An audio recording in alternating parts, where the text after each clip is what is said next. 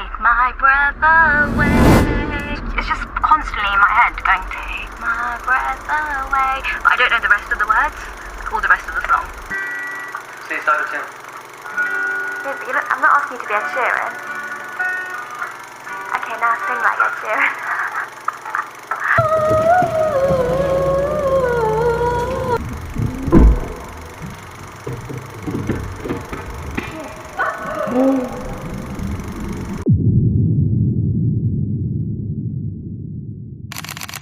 Hello, trowels! Welcome back to another video. So, we've all had to witness the last few episodes of this very educational and oh-so-transparent cancer reality show, right? I mean, it's a complete mess, isn't it? So let's just get straight into it. Now, I'm pretty sure you all remember when we talked about Tiffany driving recklessly while on morphine.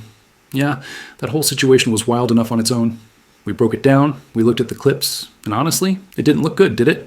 On the days that I take morphine and medication, maybe I shouldn't drive. So let's just get this straight. You made a big point to your viewers about not taking morphine that day, just so you wouldn't be drowsy while driving.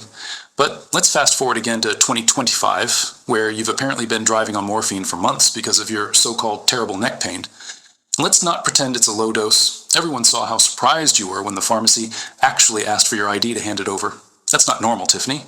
I haven't talked about the painkiller either, so they gave me the slow-releasing morphine. If you watch my last video, I was a bit anxious to take it because of all the side effects, and it's one of those medications that when I went to pick it up, I had to show them my ID and then I had to sign.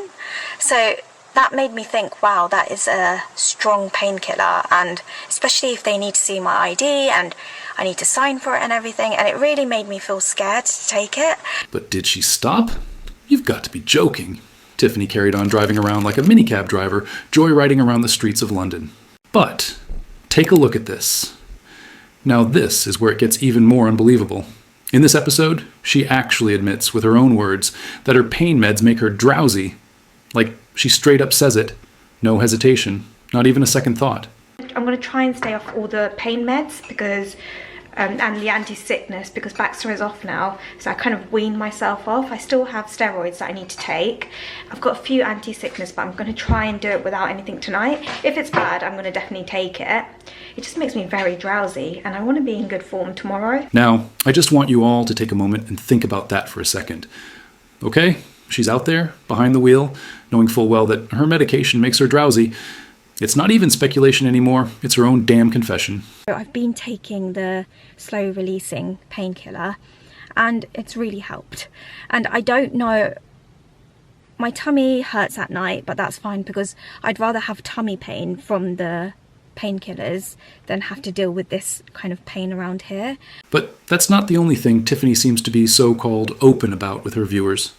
Because, get this, in the latest episode of her cancer reality show, she actually had the nerve to clickbait her audience with a mental health title, Overthinker. And then, in this very same episode, she has the nerve to promote a mental health book. Like, seriously? What happened to your therapy with BetterHelp, Tiffany? The one you were so passionate and excited about starting? I mean, I'm sure you all remember that little advert Tiffany made for you all, right? The one where she was pushing that dodgy mental health company that's known for shady data practices, complete with her own little discount link for money off. Remember that, Tiff? The one where you said it was going to help you, that it was going to change your whole life? You said it with so much excitement, so much passion, like it was the start of something real. With BetterHelp, you can fill out a questionnaire and then you get matched with a therapist as soon as possible. You can easily switch therapists at any time at no extra cost if it's not the right fit for you.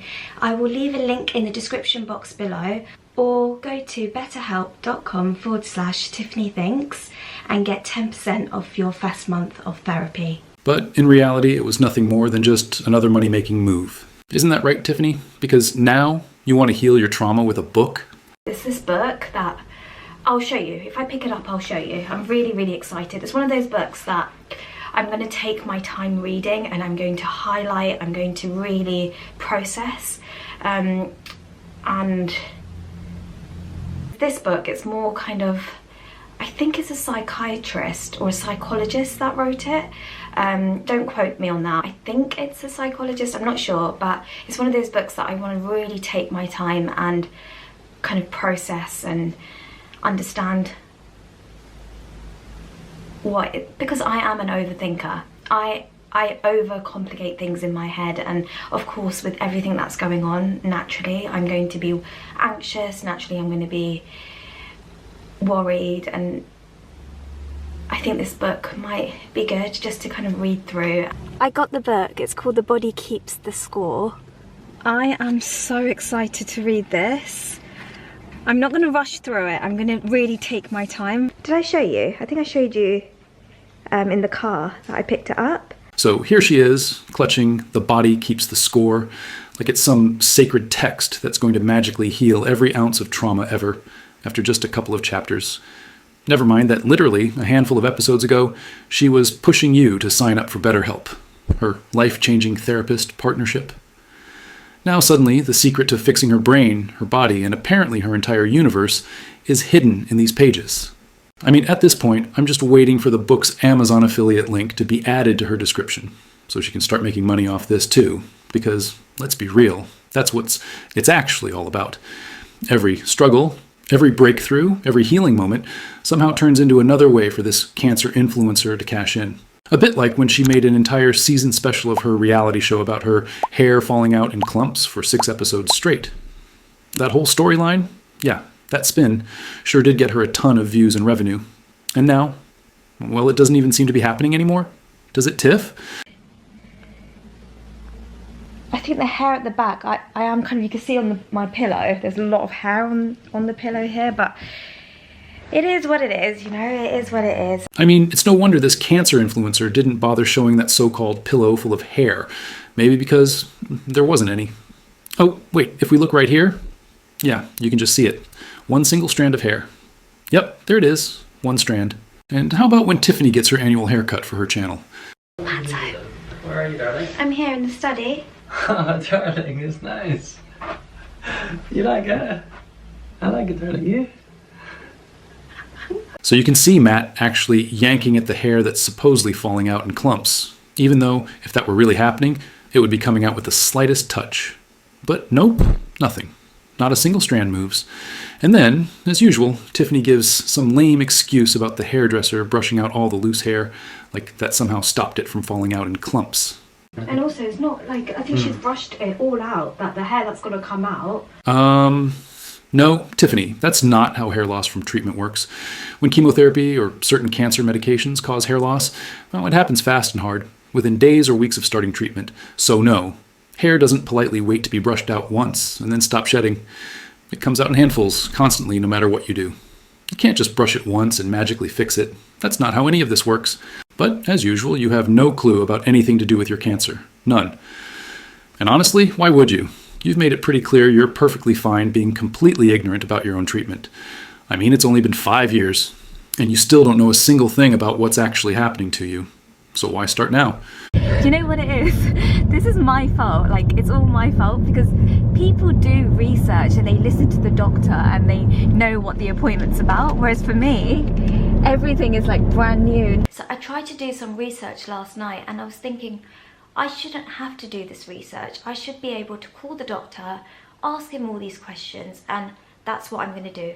If you want to do any research, you can Google, you can find out what my surgery involves, and I haven't done any research because I'm just so scared to Google lung cancer and liver cancer because they're very kind of important organs. Like, some people need to know every single information, every single detail, every single result, every single blood test result, every single marker, but for me, I feel like I'm in a better place when I don't know too much. That's just me, and I think that's okay. Whereas there's other people that will do all the research and will want to know every single detail, and everyone deals with things differently. But with me, sorry, I haven't even done anything. I'm just going to put my hair up. Yeah, with me, I kind of want to block it out and just live my life. But you're absolutely fine spending hours researching things that actually matter, right? I need to do a bit of research on liquid bronzers and blushes. I need to do a bit more research and see if I can use this for my hair. But heading back to the latest exciting mental health episode, the beginning honestly caught me off guard. I couldn't even tell what was going on. To me, she looked completely high on her painkillers. I mean, the whole thing was just so uncomfortable to watch. And of course, Tiffany was doing her usual distraction tactic, drink conveniently nearby, ready to grab the second things get uncomfortable. Remember how we just talked about this in our latest video? Well, she's at it again. The moment anything about the so-called clinical trial, doctors, or anything remotely connected to her journey comes up, she completely derails. You'll never get a full, finished sentence out of her. It's always a sip, a laugh, a quick change of subject, anything to avoid actually saying something real. I need to go to the hospital because I need to have a blood test done, and I also have an appointment with the doctor. So when you're on the clinical trials, hold on, let me have a little bit of a drink. I think lemonade is really helping when I feel yucky. You just get this horrible aftertaste in your mouth. I think it's all the medications, it's giving me a horrible kind of taste in my mouth. But lemonade's really been helping, so I'm just a little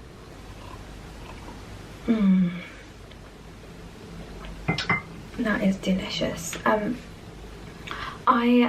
Yes, I need to go in because they want to do a blood test, and I have an appointment with the doctor. So they do more tests when you're on the clinical trial. Sorry. Yeah. But then I saw this, and as usual, Tiffany's acting skills sometimes let her down. I mean, you'd think with all the experience she's had giving it her all, she'd have it nailed by now. But I guess sometimes you just slip up your lines and all you can do is laugh at yourself. I'm getting on, and... Sorry, give me a minute. So can anyone please tell me what was so funny? Because honestly, I'm not seeing it. I'm always up for a joke, but this had Tiffany practically choking on her own fake composure, trying so hard to hide that smug little smirk. I mean, does she really think no one notices? But of course she edits that scene out in a flash. Typical. Because the second something slips through that doesn't fit her carefully polished act, snip, it's gone. But like I've said before, drop her videos into any editing software and you'll see exactly what kind of manipulative little games this so-called cancer influencer plays with her viewers. I mean, you can see for yourself right here. Watch how quickly that little smirk gets cut out, gone in a flash, replaced instantly with a brand new scene like it never even happened. Kind of want to vlog today because when I vlog and I talk, I feel like myself again, so I wasn't quite that, I was going to talk to you throughout the day, and you know, being that, I was going to talk to you. Yeah, so the doctors kind of ask me how I'm getting on with the side effects, if anything's changed, and I think they document it down so that they're aware of, because this is the clinical trial. Sorry, I feel like I'm all over this morning. I'm all over the place. I didn't get the best sleep because my neck was hurting so much. A few days ago, if you watched my last video, why have I haven't got no energy?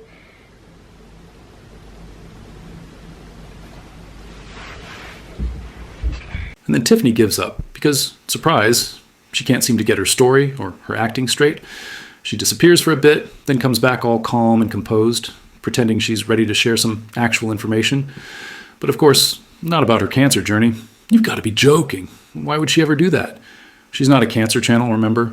So instead, she comes back and starts talking about handbags. Let's try again. I think I did a moment. I think I was trying to get lots on, and yeah, a few days ago, if you watched my last video, you know that we went to Blue Water, and I really, really just wanted this bag. I didn't show you the things I got, so I got to show you now, just in case you're wondering. I haven't used the bag yet. So this is from Zara. I showed you a little clip of it, but I absolutely love it. It's just so cute.